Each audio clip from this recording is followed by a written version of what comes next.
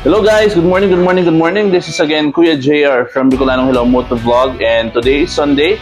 And of course, meron na naman tayong featured helmet for today na ating i-discuss yung mga features niya and yung mga information about sa helmet na to. Ang brand naman na i-discuss natin today is Evo.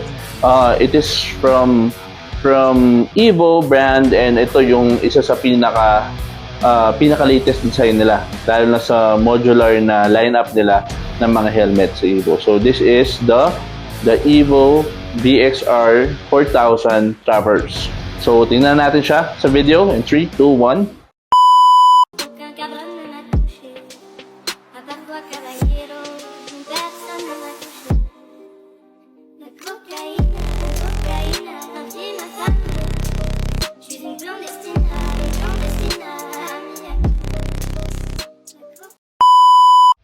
Oh, as promised guys, so ito yung ating featured helmet for today. Isa sa mga pinaka-latest design ng modular helmet ng Evo, which is the BXR 4000 Traverse. Okay, so ito yung pangalan ng helmet niya.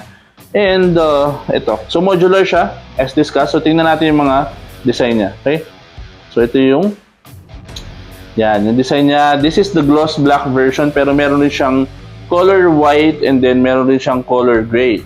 Pero I think yung print nila, parang the same lang yung mga print nila. Yan, siguro may pagkakaiba lang sa kulay. Pero ito yung mga design niya. Yan. Road trip.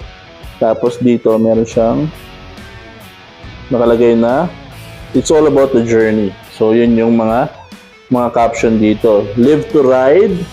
Then yung brand na Evo. Okay? So ito yung left side niya. Okay. Then, ito yung front niya. Ito yung right side niya para makita nyo. And then lastly, ito yung likod niya.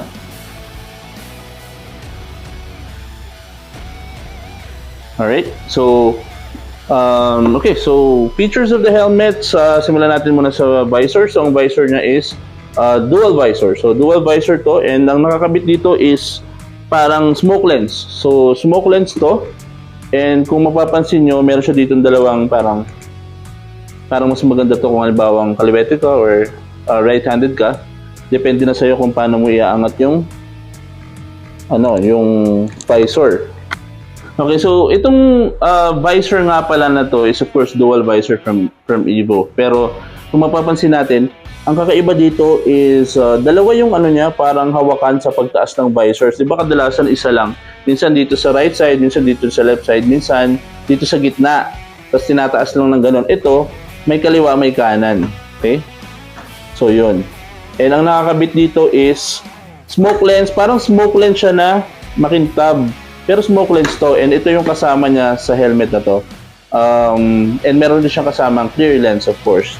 And yan siya. Medyo may bagong feature lang dito, pero parang hindi maganda para sa akin. So napansin ko lang, meron ditong stopper ngayon yung meron ditong parang stopper yung visor. Di ba yung mga empty helmet may mga ganito rin, tsaka yung ibang helmet may mga ganun rin. So pag binaba mo yan, naglalak siya, parang locking mechanism siya. Ang problema, ang tigas na itaas, so medyo mas matigas na siya itaas. So kung hindi naman magiging problema sa inyo yun, okay naman siya. Hinahanapan ko siya kung meron ba siyang mechanism na pinipindot para mag-release yung lock. Pero wala wala akong makita. So kung may alam kayo guys, kung alam nyo na meron ba tong mechanism para mas madali yung pataas niya, or talagang pinipersa lang siya pataas para mag-snap siya, yun. So kung meron kayong feedback, just let us know. Mag-comment na kayo sa baba para malaman ko rin. Okay? So yun siya. So tataas natin ngayon to. Ayan. And then again, this is dual visor from Evo. Ayan, meron siya dito. Ayan, yun yung dual visor mechanism niya. Ay, dual visor lens niya. And then nasa left side naman yung dual visor mechanism niya. Okay? So kung gusto nyo yung ibaba or itaas, push nyo lang siya. And then kung ibababa nyo at kailangan nyo siyang gamitin, pupull nyo lang siya. Okay? Ayan. And then, yung ating vents, yung ventilation naman, Meron dito sa baba. Sa baba, sa may chin part, hilahin mo lang to pababa para mag-open, and then ito rin sa taas. Yun. And then meron rin dito. Okay. Hilahin lang para mag-open yung air vent. And then meron dito sa likod na butas rin, I think for exhaust to. Para makalabas rin yung hangin. Okay? Ayan. And again, this is a modular helmet. So pag modular, ibig sabihin ito yung mga helmet na natataas yung harap. And kadalasan ito yung mga ginagamit ng mga motorista na laging tinataas yung mga helmet nila, yung harap ng helmet nila. Usually yung mga nagsasalamin kasi mas madaling ikabit yung salamin pag, 'di ba, pag open lang yung harap na part. Meron rin mga kaibigan ako na collector na kadalasan gusto nila nag-yosi sila habang nagda-drive kasi may mabagal lang yung takbo nila, gusto nila mag-yosi habang tumatakbo. Pwede rin yun. Okay? Or yung iba naman, mas komportable lang yung gusto lagi nakikipag-usap. Gusto nila pag bigla silang titigil, makikipag-usap, ay tataas lang nila yung helmet nila. Yung harap ng helmet nila para mas madali silang maintindihan ng kausap nila. Okay? So, ang gagawin dito is, ito yung mechanism niya para sa modular niya para tumaas. So, hilahin lang yan. And then, hilahin mo rin pataas. Pag parang nag-snap na siya, malalaman mo naman pag sumagad na. Pag nag-snap na siya, ayan. Ganyan na itsura niya. Modular. Okay? And of course, baka curious na rin kayo kung magkano to. Since bago tong helmet na to, ang SRP nito guys is 4,300. That's as of today, kung kailan ginawa namin yung video. Pero again, the price varies. So posible siyang mag-iba. Depende kung kailan nyo panonoodin yung video, kung kailan magbabago. And depende rin sa lugar kung saan nyo binili yung helmet nyo. Kasi kung titingnan nyo to sa Shopee, automatic iba-iba na yung mga presyo nito. Meron nagbibenta ng 4,700, meron nagbibenta ng 5,000. Depende rin sa location nyo guys. Kung may physical shop kayo, depende sa location. Kasi kailangan rin i-consider yung mga shipping costs and expenses nung nagtitinda. Okay? Yun lang po. And then, yung atin naman sa likod na part, dito medyo, yan, medyo okay naman yung likod niya, pero ako mas fan ako nung mayroong mga mahabang spoiler, pero ito wala, and I don't think meron siyang kabitan. Kung halimbawa ikaw magpapagawa ka ng customized spoiler, parang wala siyang kakapitan, pero I'm not sure, baka yung gumagawa ng mga customized spoiler is meron silang way para gawin yun. Okay, and sa likod naman natin guys, yan, ECE certification or certified. ECE certified is for product compliance, quality standard. Same thing with ICC. Okay? Import commodity clearance. So pag meron tayo nito, it means na pumasa sa quality standard ng bansa, lalo na ng Pilipinas, ang item na bibili nyo. Regardless kung helmet man yan or iba pang item. Okay?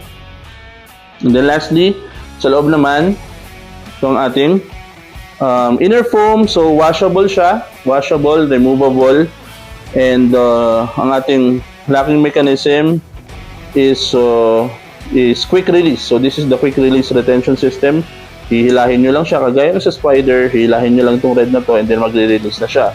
Then may mga ngipin siya dito kung halimbawa kailangan nyo nang umalis at ilalak nyo siya, ipa-plug, parang plug and play na siya ganyan. Yeah. Yan, so adjust na lang yan. Adjust dito. Okay. And pag titingnan natin dito, tingin ko, intercom ready na rin to guys.